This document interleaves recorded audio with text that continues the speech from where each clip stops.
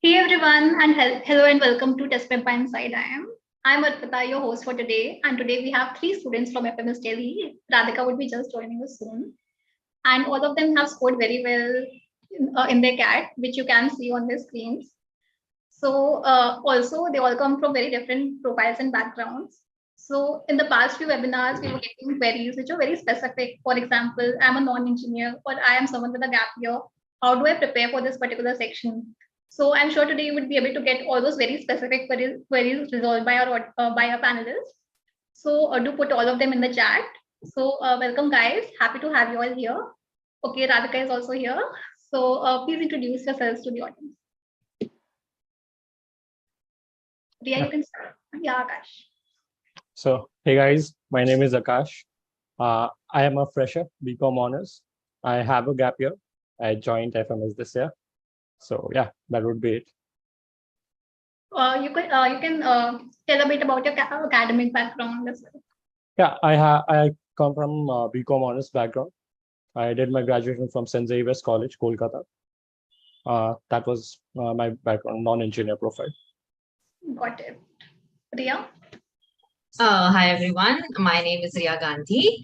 I have done my BMS, that is Bachelor of Management Studies from Jai Hind College, Mumbai University. I graduated back in 2020, post which I have worked for 24 months across two organizations, primarily in the field of marketing and branding. And that's pretty much about my background. Great, thank you Riya. Radhika, you can introduce yourself. Yeah, hi Arpita. So I have been an engineer and I also have 3 years of work ex. I worked at TCS and I've done my engineering and information technology. So that is prior to FMS. Great. So as you can see, we have very diverse profiles today. So now let's come to the first question. So since we have now less than 2 months remaining for CAT, let us break it down on the basis of the various preparation levels people may be at right now. So let us start with people who may have started late and have not yet completed the syllabus. So what can they do to make the best of these 2 months that they have right now? So we can start section wise. So let us go with quant. All right. So I'll just take up the start. So firstly, I would say that you don't have to panic. It's okay. I believe first thing first that it's okay if you still don't have your concepts clear. Because I think CAT as an exam does not need specific hours of preparation. It depends on your caliber and it depends on how fast you can crack the exam. So there are no fixed timelines that you have to study for a year or you can crack it on a month also. It all depends on you. I have seen people crack it in less than 2 months also. So it's doable, first thing first. Second thing regarding quant is, I would say first getting the concepts clear. So what I personally did for quants was I had a notebook full of formulas. So whichever concept I was doing, I had the important formulas written in one place. And as and when the concept got cleared and as and when the portion got over, I had a book which I can always refer to. So before giving mocks, I used to skim through it to get me revision and to take me through whatever I studied till now. So first thing would be just to keep brushing up your concepts, keep doing the new chapters and different topics that are needed to be done. But I would say that start your mock simultaneously. Don't wait for all the concepts to be completed to start your mocks. Start your mock simultaneously. You might do well in some topics. You might not do well in others because you've not done them, but that's completely normal. It will help you understand how well have you grasped the concept you have completed. So that would be my first thing to share. Others can take over. Akash? Yeah, sure. So agreeing with Riya here, like as she said, I think taking mocks simultaneously is very important. Also, completing the syllabus and thinking about that we have lots of things to cover up. VRC and LRDI doesn't have any fixed syllabus as such. The only thing that one has to prepare is majorly quants. So you can start the paper without cracking that. Also, you will get lots of insights as soon as you start taking mocks. You will get insights on the mistakes that you have been making, which is very important during your early phases of preparation, so that you can understand which topics you have to focus more on and which topics you can just leave on or pass on, since those are your strength topics. Apart from that, for VRC, a particular problem that I faced was that I used to zone out while reading the passages. The passages were used to be some form of lengthy or a little, tougher on the tougher side. So I used to zone out. So for anyone facing that problem, they should definitely go for a little bit of Aeones's, those big long passages. I think that will help. That helped me a lot, and that will help you a lot. Yeah. Great, Radhika. So moving to maybe I'll just divide it into three sections. Being an engineer, QA was the section I was supposed to be the strongest in. How I went with QA was that I never actually picked up a book. What I learned in giving the QA section was that mocks are the real teacher for a section like QA. So I used to give a mock first, see what my areas of weaknesses are, and then go and study those concepts from a book. Because directly studying from a book was not making a lot of sense for me, as I was also working full time as an employee at that time. Second, in the VRC section, practice with friends maybe. Because the more you can see how people are able to grasp concepts from a VRC passage, the more we can also widen our horizon and pick up things from them. So I used to practice VRC specifically with my friends and to do it with them and to see why and how options are being eliminated. Because rather than going with the path of selecting the right option, what I'd always stuck by was to eliminate options in VRC. At least for me, that is what worked the best. So eliminating options by talking to people, why did they eliminate those options? That is how it worked out for me. And talking about the DILR section, that was one of the sections that I would just say came natural to me. So it was one of my strongest sections. And for DILR, the only way to go about is see as many sets as possible, because it cannot happen that a set is so different that it has never been seen ever. So the more you know that these sets keep on coming, the more comfortable you will be when you see a completely new set. So that's the advice from my end. What a great point. Now let's come to the DLR section in detail. So, like, if someone who has not yet practiced a lot, what should be their strategies so they are able to like cover all kinds of sets and score well in the section? I would personally agree with what Radhika was mentioning. That DILR is all about practice. It's just your exposure to as many variety of sets, as many permutation and combinations of what can come in DLR. Again, similarly, DLR was something that came a little naturally to me. It was my strongest section.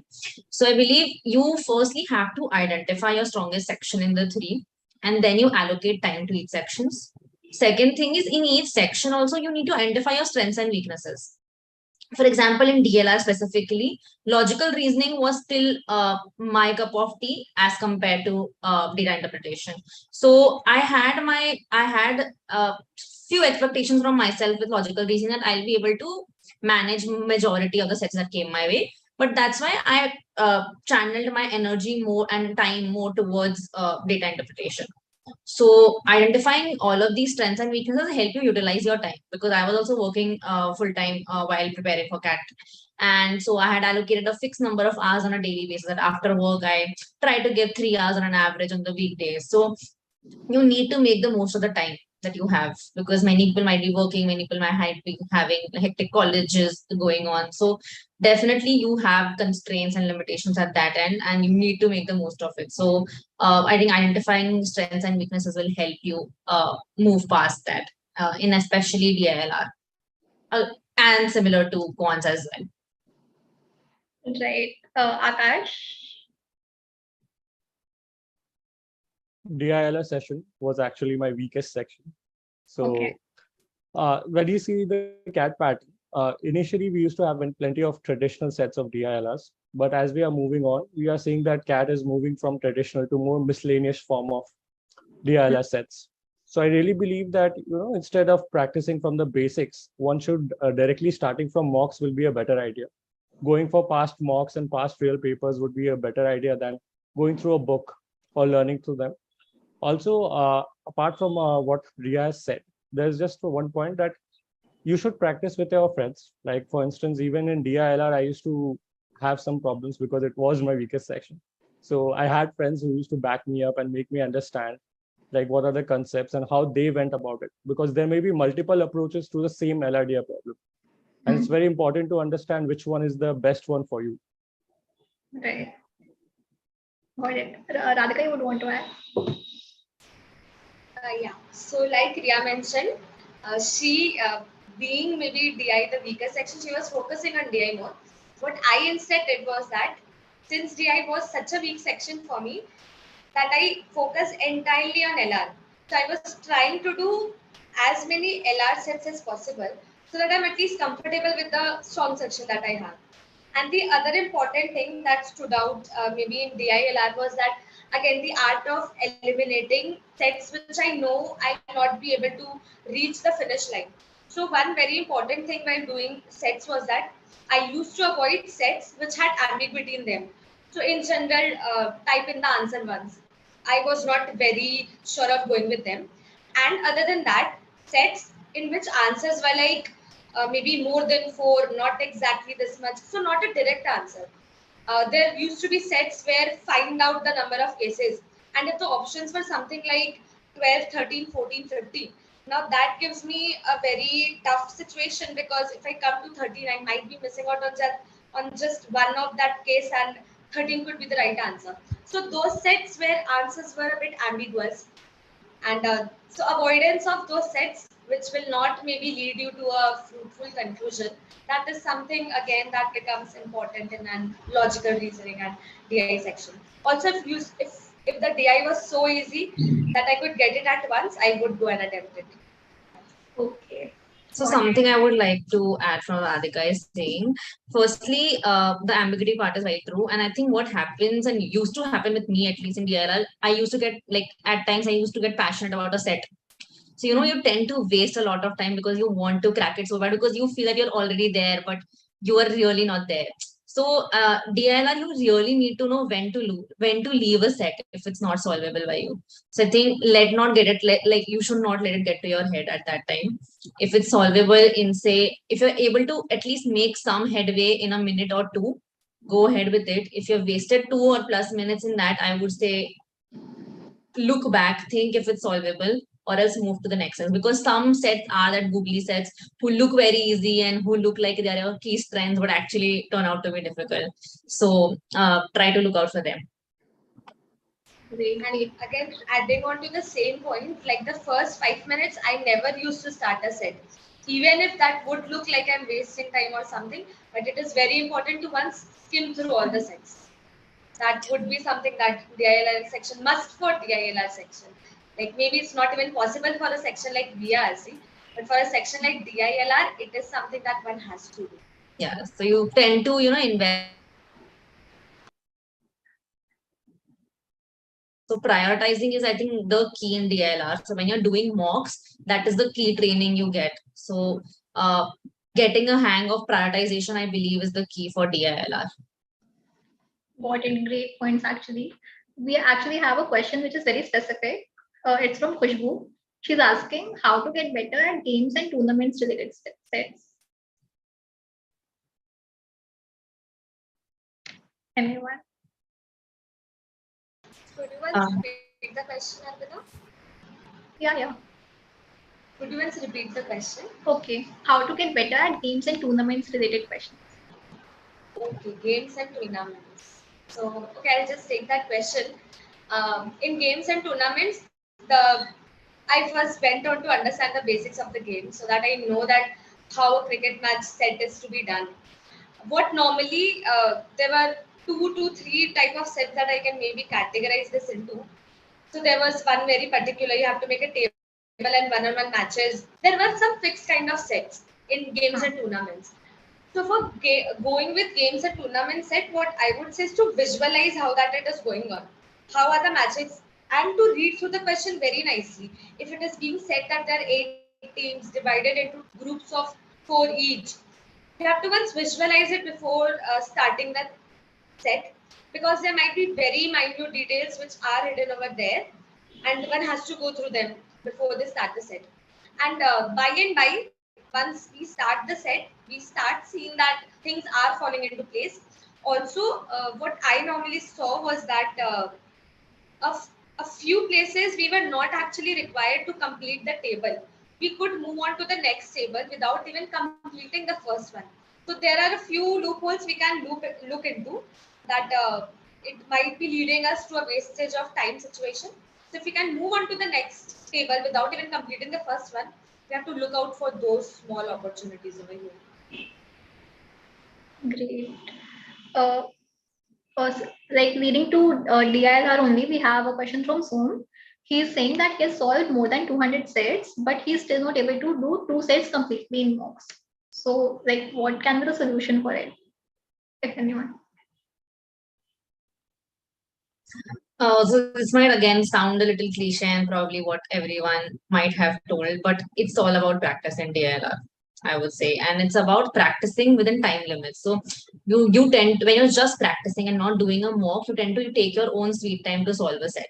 So probably try to restrict yourself to mocks format when you are time bound and you try to have to improve. So I think what can be an improvement strategy for DLR is making your calculations faster, because that tend to take a lot of time. So you can, get your percentages in place, remember and have those on your tips, and having a few fractions on your tips. So, all of this will make your calculation faster, which might help in, reducing the time you're taking to solve DILR sets.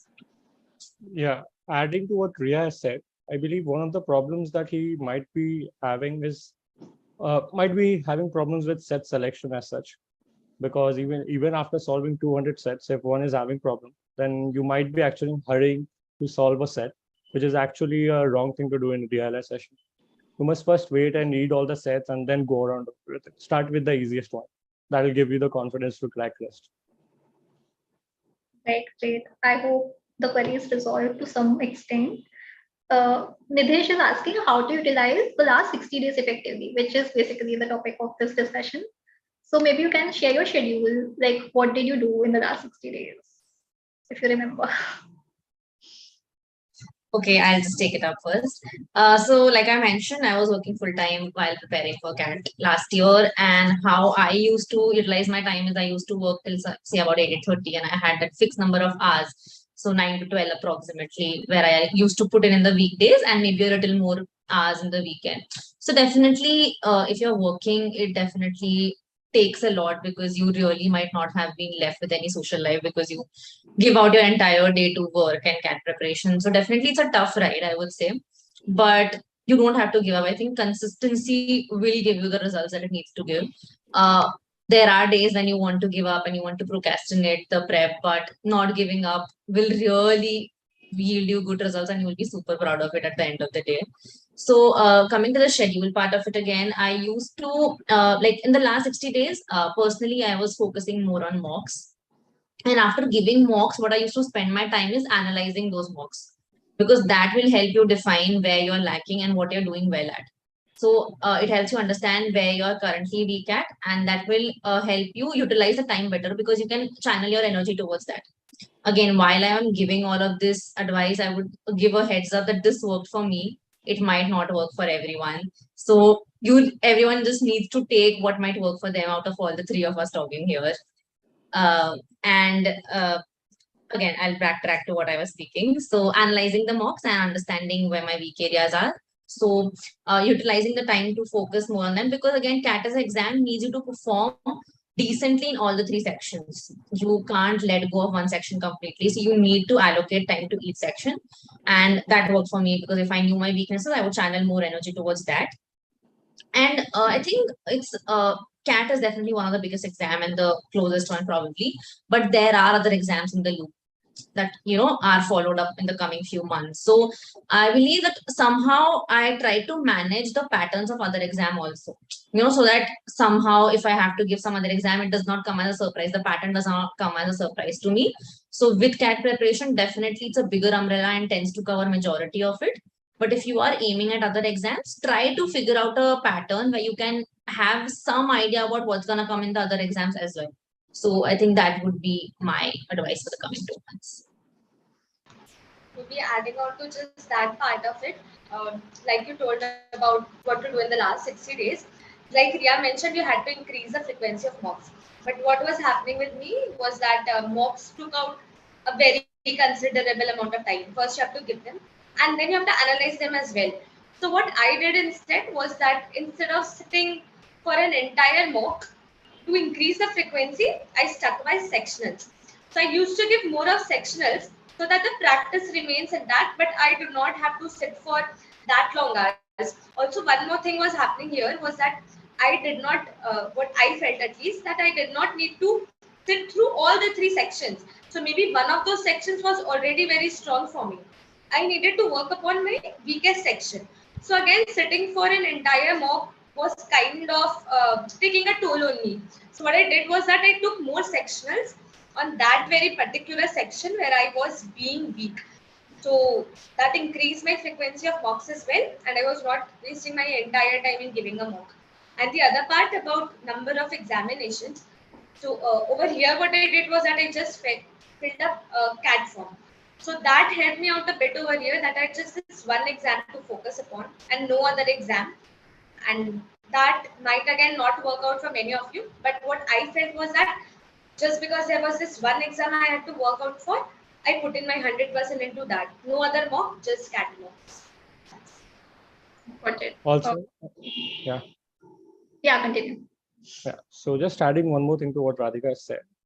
Like suppose if you have 2 months, like October and November. October is generally the month where you give most of your mocks, and try to relax a little bit on November part. I generally gave most of my mocks in October, and during November I just gave 2 or 3 mocks. I stopped at the mock at which I got a good score, just to keep my confidence boosted. I think that would. Great. So now that we're done with quant and DLR for the remaining months, let's go to VARC. And you can mention what worked for you in the last months.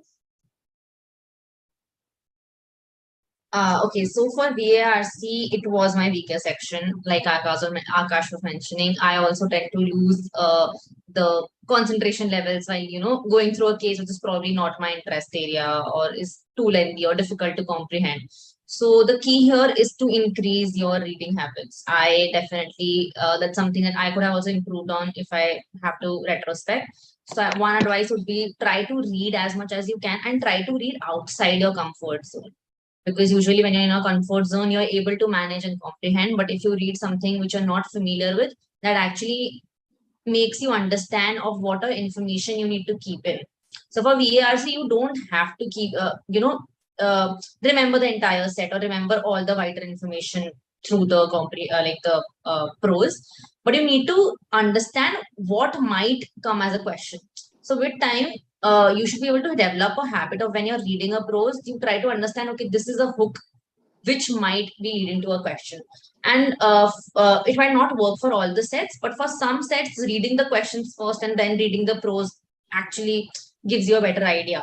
So actually, again, that would again come with practice. When you're exposed to more sets, you try to understand of, when questions are the defining path and when it's going to give you some headway, or when the prose, actually reading the prose first gives you a better idea. So VRC is all about just, practicing reading more primarily outside your comfort zone, and then doing as much comprehensions in the limited time frame of mocks as much as possible again. Yeah. Yes, Akash. Yeah. So adding to that, like suppose a lot of people, what they do is, they try to remember all the minor details in the passage for the number of people or some other features like the total weight or whatever. So I would suggest that you should not try to remember all those facts, because you always have the passage to get back to. Just try to skim through the passage, learn how the flow is going. For instance, there's the author is introducing the topic, and then it's talking about its pros, its cons. I think that would do, because you can always get back to the passage for the details. Apart from that, there are basically two kinds of questions which you will be dealing with. One will be inference based and other will be fact based. So in case if you are missing out when you're analyzing the mocks, if you see that you are getting factual questions wrong, it's basically you're reading the passages way too fast. So that might be the reason. Try to comprehend better. If it's more of an inference based, then I think you need to work on more about understanding the passage. Great tips, Akash. Yeah. So for the VRC section, as we know, since the time has been decreased. Previously, I think it was a very different thing, the VRC section entirely. You could actually go slow on a passage, do it very properly. But right now, since they have prioritized speed reading, so one of the topmost recommendations would be to read from places from Aeon, Psyche, or Nautical. And though I know they're very long articles, something like maybe 6,000 words long, but just to get into the habit of reading, one should actually complete that entire article. Also, they're very high on vocabulary. They are not easy to comprehend articles. And one might feel that it is not required for CAT preparation. But again, what it does is that it conditions you to read in that manner. So this is one thing I went by, and I used to read articles from these sources. The next thing is that breaking down the passage into maybe parts. So instead of treating it as an entire passage, what I did was to maybe distribute it into segments, such as this was the intro and this is the midsection, this is the end. After reading every section, at the end of the passage, I just for once summarize it in my mind that what this passage was about. So that by the time I reach the end of the entire RC, I do not forget that what did I read in para 1 or para 2 or para 3. So I knew the summaries of all of them in my mind. And the third thing that I did was that I read the entire passage once. And once I started answering the questions, I tried not to again look back at the passage, because every moment I'm looking back at the passage, it means that I'm wasting time over here. So my aim was to go all out and do all the questions and get them as accurate as possible. So I did not used to, like, once I read the passage entirety, I would not go and look into the passage again. I would just answer the questions post that. These are the few things for me. Right. Thank you so much, guys. I'm sure these tips will be very helpful. We have a question. Can you guys share the framework for reading RCs? So maybe anything which you followed while reading the RCs or comprehending them. Before I talk about any framework, one thing I wanted to highlight is, do not eliminate a comprehension just because it looks tough. Because at times the questions are very easy. The questions are very fact-based, like maybe what Akash was mentioning. So I believe always have a mixture of looking at the pros and looking at the questions, and then make up your mind whether you want to attempt this in the first go. Or the second part or the third part, however you want to prioritize. So that would be my first thing, when you're prioritizing and making a selection. Coming to the framework part, I think I am gonna support with what Radhika was telling, that you try to split it into baby parts, skim through it, get a flow of it, and understand which paragraph contains what kind of information. So if you have to look back also, you don't have to skim through the entire prose. You know where you'll have to look at, and that will help you save up time. Great. We have one more question relating to VRC. How to read dense passages and complete the VRC section? Yeah. Yes, Akash. So I'll take that. So I used to have lots of trouble reading dense passages. They used to have some hard vocabulary, and then while reading you get zoned out in between. So what you basically do is, in those passages, I used to search for all the factual questions first and get them correct. And then later on, if I could understand the passage, I would then go for those inference-based questions, or else I used to leave them, to be honest, because I really believe that if you don't understand the passage well, answering inference-based questions is nearly a luck game. So it's much better to answer all the factual questions first. Radhika, you would want to add anything for VRC? So over here, what I also stuck by was that first do 3 RCs maybe, and then go for the VA part, because continuously doing RCs also it becomes monotonous also at times, and the constant fear that I have in mind while doing it is that I might lose out on the VA section entirely. And if it just happens by chance that the VA section was very easy to score marks, then that would play not in my favor. So what I used to do, first do 2 to 3 RCs. 3 RCs I used to do. Then once go for the VA section so that even I can clear out my mind from what I've continuously read for so long. And in the VA section, I used to find para summaries the best thing because the answer is actually in front of you. You just have to see this XYZ philosophy that we use. Just pick out 3 points of the para. Look for the 4 options, whichever has those X, Y, Z over there.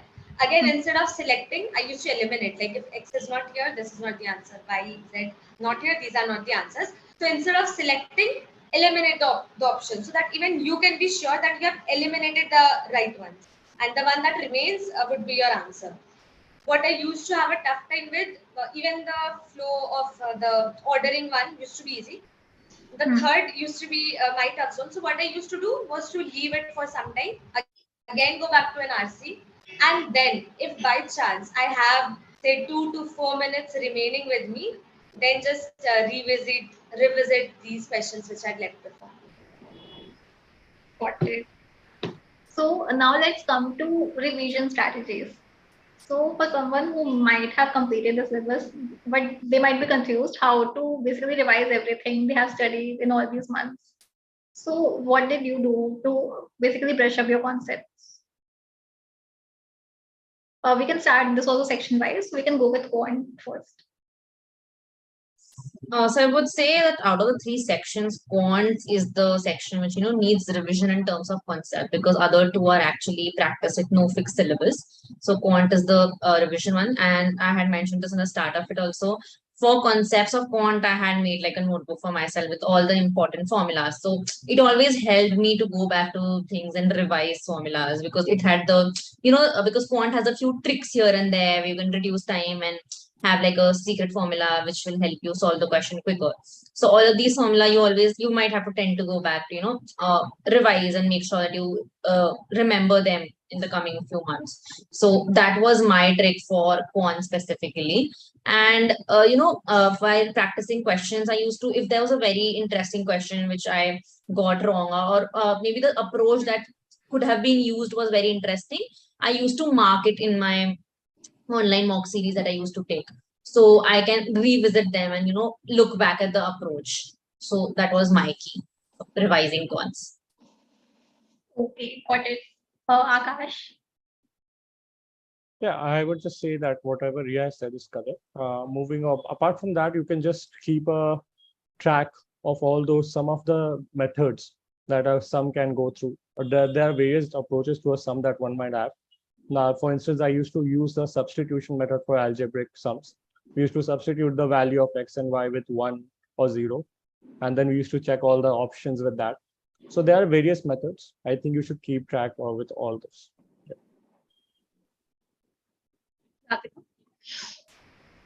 So one of the things that helped me in that very last lap was that I'd attended a few online sessions hosted on YouTube itself by the top test series distributors. So they had their own videos where they were solving the test series. Now in those videos, they did not go by the conventional approach at all. Like not the ones that we had been following since ever. So over there, the main motive was to get to the answer as quickly as possible. And that helped a lot in the last lab because they at that time gave out some tips and tricks which I did not know before. So I used to do maybe very long calculations to get an answer to a question which could have been very easily done by a concept called multiplication factor. So just those concepts at that very time helped a lot to maybe sail through. And the other thing about notes is that maybe I did not have a formula sort of a notebook. What I had instead was that a few questions which I had seen being repeated over mocks. So just for those very particular questions, I had listed them down that one example per question, that this is something which is very likely to come. So those questions. And on my analysis copy, maybe I had already circled out all those questions which I had to revisit. But that is a different thing, that those used to be maybe such difficult questions that they never used to come in the examinations.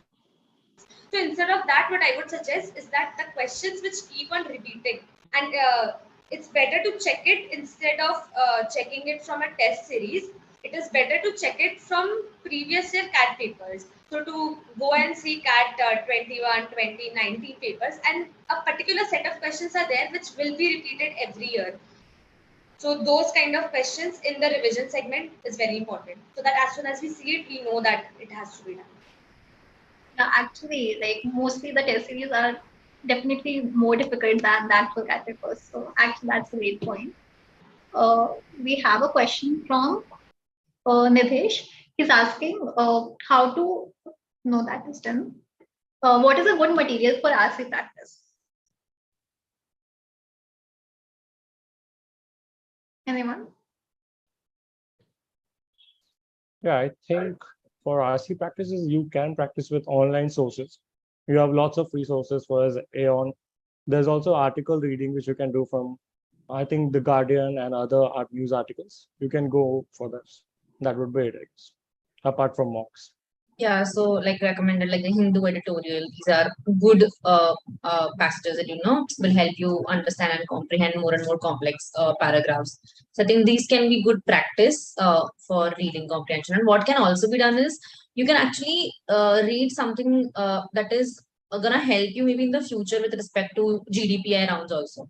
So reading information maybe around your background and maybe something which is happening in the current affairs. So all of these prep will help you in reading first of all, and second is which might help you in the future use as well. Got it. We have a question from Saurabh. He's asking, what is the average time which you guys took to spend on the completion of an RC? So this might be very subjective, but still you can answer this question. So I would maybe go to that. I did proper maths to figure out what time should I be taking for each RC. And if it used to go above that very particular time, my eyes were like somewhere on the timer as well. And if I see that I'm nearing that time, my speed used to go at a God speed level. I used to just complete the RC within the time I had thought of completing it, so that I can move on with the questions. So many times what I felt was that even if I take longer to complete an RC, it was not making a lot of difference. I was still not be so much able to retain all that information. So instead, go faster on it, but just try to remember that you have to summarize at the end of every RC. So that is something which is a must. So that after the end of every paragraph of an RC, so that the concepts, so that the learning of that RC, so that the summary of that one para stays with you. And to fix a time that you will complete an RC within this much time, and then you move on with it. Got it. We have a question. It says, if you have to just recommend one test series, what it would be?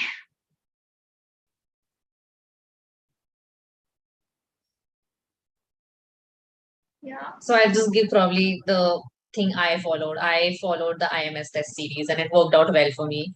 I did try a couple of tests from time, and not to demean anything, I think every test series is good, and I don't think there is a lot of difference when it comes to these top few players.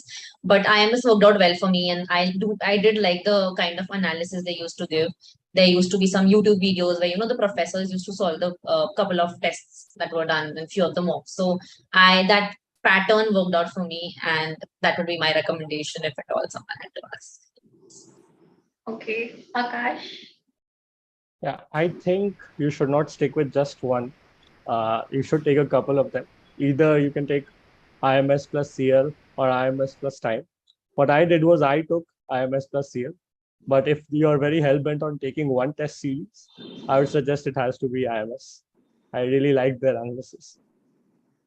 Got it. Radhika. One thing, very important thing that I would like to mention here is that the people who take IMS talk about just giving the proctored test. So I was taking that for the first time, and I did not have any idea that these take-home tests are not meant to be taken. And I took all of them. So if you are taking it for the first time, do go and give all the tests. Like that will be beneficial. Even if those rankings and percentiles are not real time or you do not get an AIR over there, but still take those mocks as seriously as you would have taken a proctored one. Also about taking more than one mock, even I would agree to that. But just because 2 mock series sometimes becomes overwhelming. And if you are again a full-time working professional, giving 2 mocks will become so hectic at times that you're not analyzing them. So what I did instead was that we had a close group of friends. We took various mocks. So if I took IMS, my friends took CL and time respectively. And what we used to do is that at least 1 or 2 mocks we exchanged among ourselves so that we have a fair idea of how other mocks are functioning. Because in general, IMS mocks are a bit tougher on the VRC end. So by just giving those mocks, one might feel that their VRC is not up to the mark. So try and give CL mock, try and give a time mock. See that it is happening. If it is happening across all the 3 mocks, then maybe you need to really work upon your VRC section. But if you see that in some of the mocks, in some of these test series mocks, you are being able to perform well enough, then that means maybe that the test series that you have taken has very high difficulty on this particular section. So you should actually try and give various mocks. Also, other than the maybe 3 largest mocks that we have named here, there are variety of other mocks as well. So I took CrackU mocks for my VRC section because very good quality RCs I had seen there, and there was Anastasia, I guess, where I'd given QA mocks. So go for as much diversity as possible. I'd even given hit bullseye. So go about and search for mocks available on the internet. Try to give as much variety as possible. That is it. Okay, great. We have a question from Avi. He's saying that he does Aeon only. So is it enough for along with the mocks and previous year questions? I think he's talking about the Aeon essays. So, Similar to what was, we were talking about mocks, I think diversity always helps in reading as well.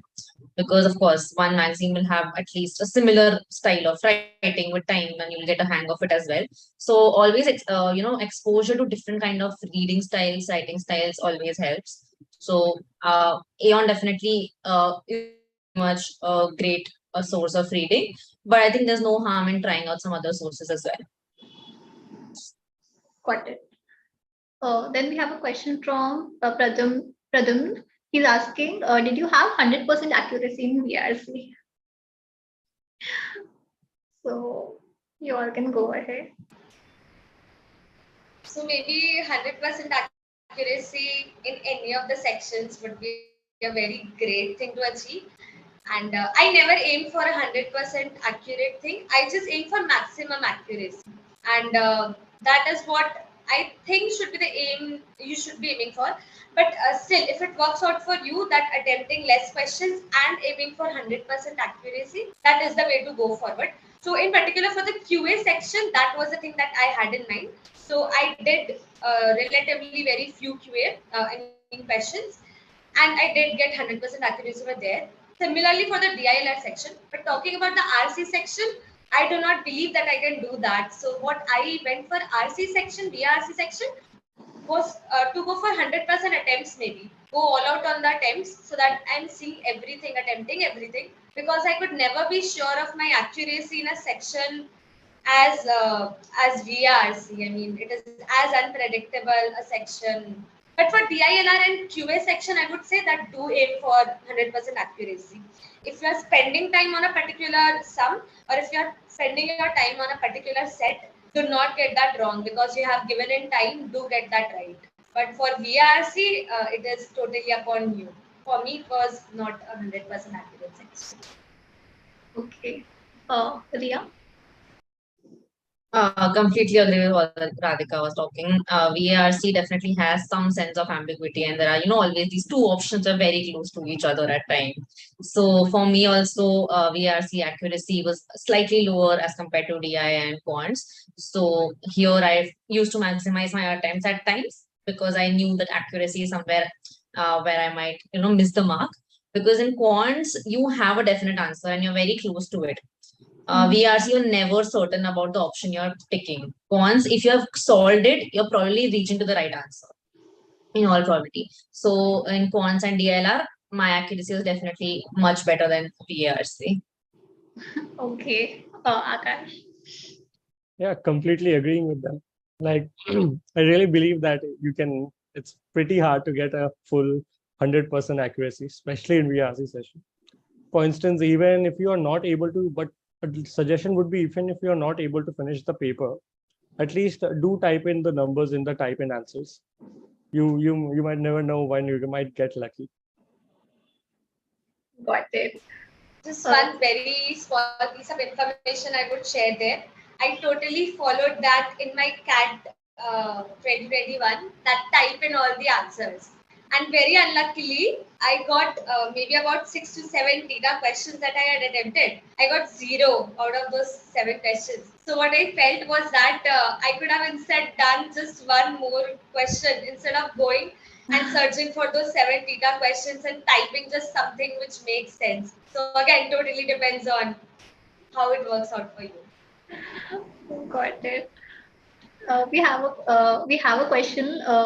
So because Radhika, you had mentioned about fixing times for various RCs.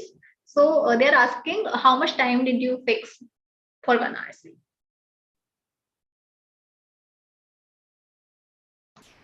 I used to complete one RC reading at least in 4 minutes. Like that was the highest I would go for. If it is taking me more than 4, I would move on to the questions instead of completing the RC. And based on the questions, I'll go and read things from the RC again, but not more than 4 minutes. RC 4 minutes, and then I could focus on the questions. Okay, got it. Then sorry, I guess I'm saying that wrong. Maybe 6 minutes was the thing that I had followed for completing an answer. got it, including the questions. No, not including the questions. Okay, got it.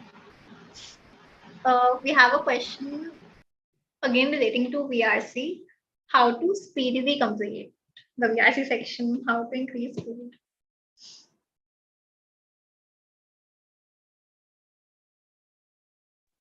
Sorry, I missed the question. Could you repeat? How to increase speed for the VRC section? So maybe Speed reading. Yeah. Yeah, I think that's for me is going to be the repetition of what we have previously said, is just reading more and more comprehensions from different sources and just exposing yourself to maybe a different arena and something outside what you might have previously read will help you, have some confidence and some grasp over various topics when you're faced with such a comprehension in a mock scenario or in the actual CAT scenario, you're not taken aback and you can focus and give all your concentration to the set. Got it. So now let's come to the last tips which you would want to give for people to so they can maximize their scores and make the best use of the remaining time that they have. So you can just go one by one for these quick tips. Anything special which you may have followed?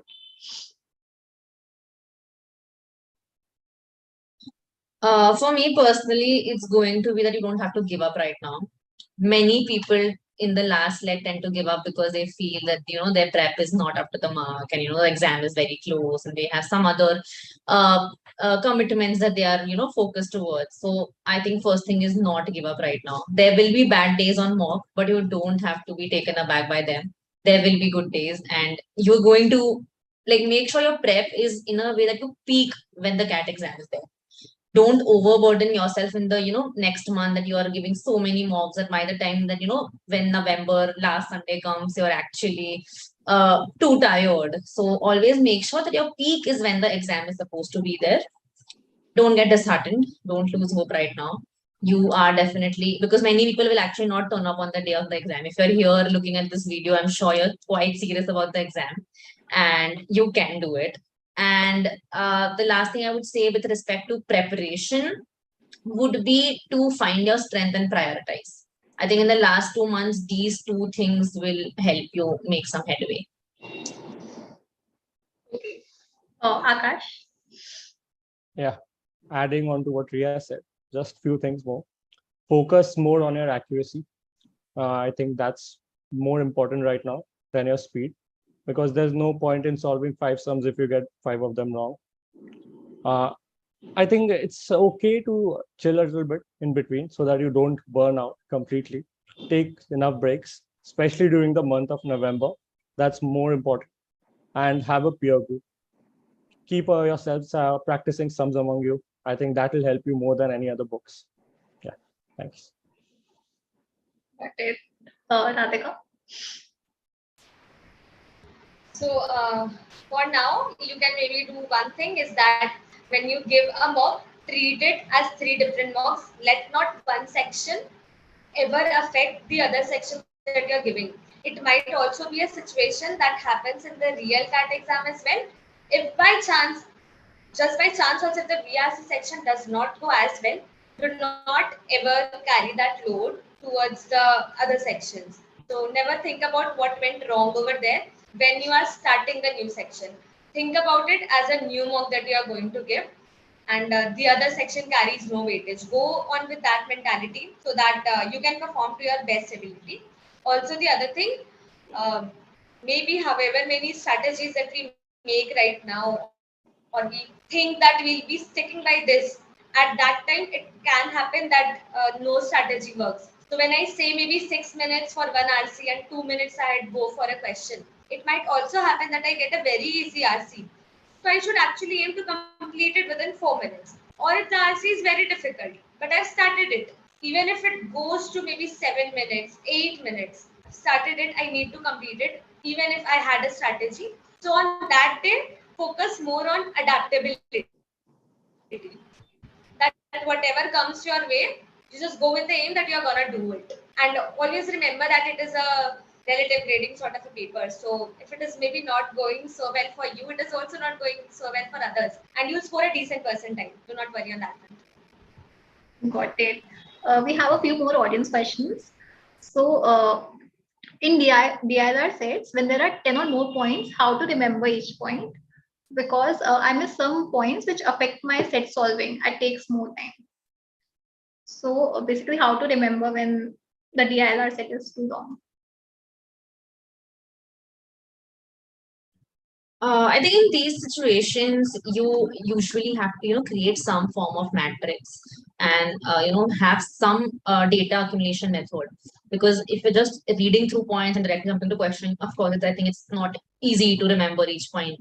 So you need some form of jotting down data which works for you, which will help you remember points. So then you need to find something around that, if I'm getting the question right. Saurabh is asking, I directly skip the questions based on the topics other than arithmetic and algebra. So should I focus on my accuracy rate right now, or should I like cover the topics which I haven't? Shall I take it up? Yeah, sure. So I think definitely, subjects like log and PNC, I have seen that many people, tend to run away from them. But a lot of times there are easy questions from these also. So I think just having base information about all of the topics always helps, because you can crack an easy question in like a minute or two, or even less at times. So maybe, of course, you'll have some strengths, so you tend to focus more on that. There might be some topics which you might run away from, but still have a base understanding that you can crack the simplest question, because there are some simple questions from these as well. So don't let go of them. So just because you're scared of a topic, I would say don't let go of that simple question. Okay. I would also maybe concur on that with Riya, that many a times, just because I'm always stuck with I'll not do any trigonometric questions.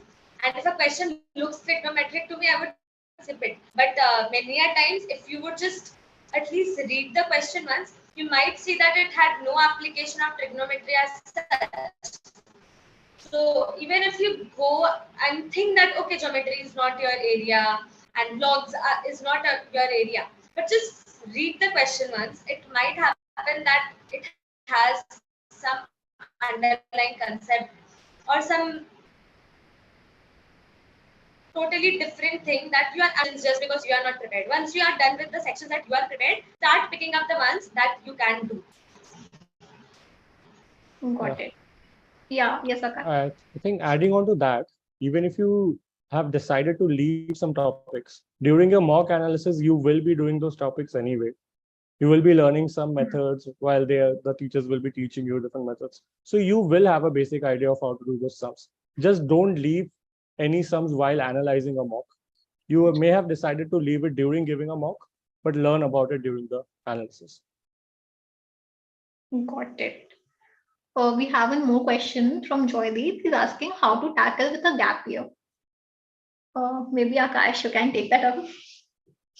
Yeah, I don't think there's anything you need to do to tackle about it. Just take a few internships if you feel that you can accommodate it with your preparation.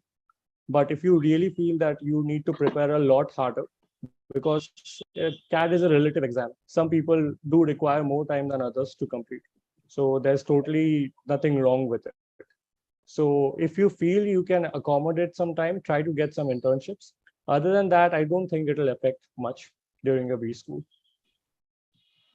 Got it. So thank you so much, guys. I think the time is up for today. Thank you so much for joining us. Thanks for our audience for giving in all the questions and staying with us till the end. I'll see you in the next webinar, and I hope this one was helpful for all of you. Thank you, and all the best for your preparations. Thank you for having us. Thank you. Thank you, guys. Goodbye.